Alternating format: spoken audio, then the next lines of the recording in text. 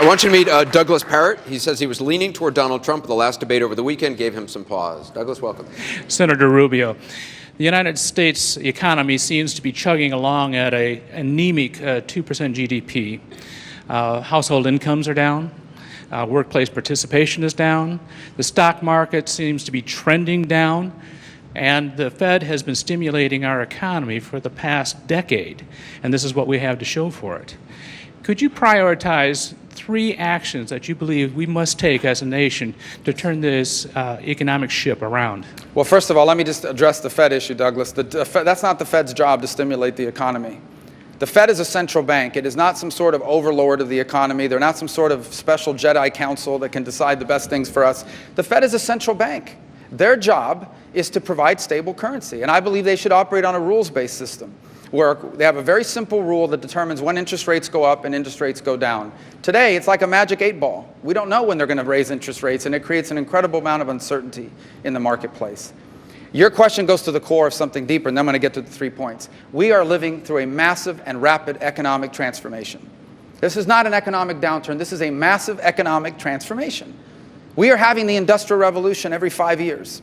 You can be on the cutting edge of an industry today, and in less than 5 years, you're obsolete. And that is disruptive. It's eliminating jobs that once sustained them. It's replacing it with new jobs, but those new jobs require skills that many of our people may not have because they haven't been trained for it. So the first thing is we have to make ourselves a friendlier place in a globally competitive economy. You look at South Carolina. Why is South Carolina attracting manufacturing? I'll tell you why, what it's doing. It's lowering its taxes. It's reducing the regulatory burden. These things are important. So as president, I want to be an active and vibrant advocate for setting an agenda that we are going to simplify our tax code. We have the highest combined corporate tax rate in the world. That's why I want to lower it to a flat rate of 25% on all businesses, including small businesses organized as Subchapter S, and therefore their pass-throughs paying as high as 39.5%. I want us to allow businesses, all businesses, to immediately expense every dollar they invest into their business. I want us to move to a territorial system of taxation. We are the last major industrial country that double taxes its companies for making money overseas. That's why you have $2 trillion of American corporate cash sitting overseas. $2 trillion is equivalent to the GDP of Russia. That's how much American corporate cash is not being invested here and instead is being invested overseas. Regulatory reform is important. I've proposed a regulatory budget. A regulatory budget that says we're going to put a hard cap on how much federal regulations can cost our economy. And that will force agencies to reduce regulations, and it will say if you're going to add a new regulation, you're going to have to cut an existing one, because regulations are a burden. The third thing that we're going to have to address in order to get our economy growing is the national debt. It stands at $19 trillion with close to $100 trillion in unfunded liabilities. We will have a debt crisis in America soon if we do not address it.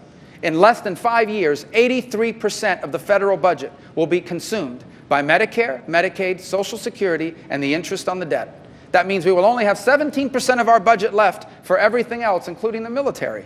That's unacceptable. That's a debt crisis. And so I want us to save Social Security and Medicare, and we can do it without disrupting it for people that are on it now. My mother's on Social Security and Medicare. I am against any changes to those programs that's bad for my mother. It's a pretty good policy. But it won't look the same for me. Instead of retiring at 67, I may have to retire at 68. If I was still in the Senate, I'd be one of the youngest people there. If I've made a lot of money, my Social Security benefits may not grow as fast as they grow for someone who made less money. Medicare could be the option of taking my money and using it to buy a private plan that I like better. Medicare Advantage provides that somewhat now. These are not unreasonable changes. They're not too much to ask of me, who's 25 years away from retirement, in exchange for balancing our budget, bringing our debt under control, and leaving Social Security and Medicare undisturbed for current beneficiaries. You deal with our debt, you roll back regulations, you scale down our tax code, and you are going to see America lead the world in the 21st century economy. We fail to do that, we remain stagnant like we are right now. Thank you for your question.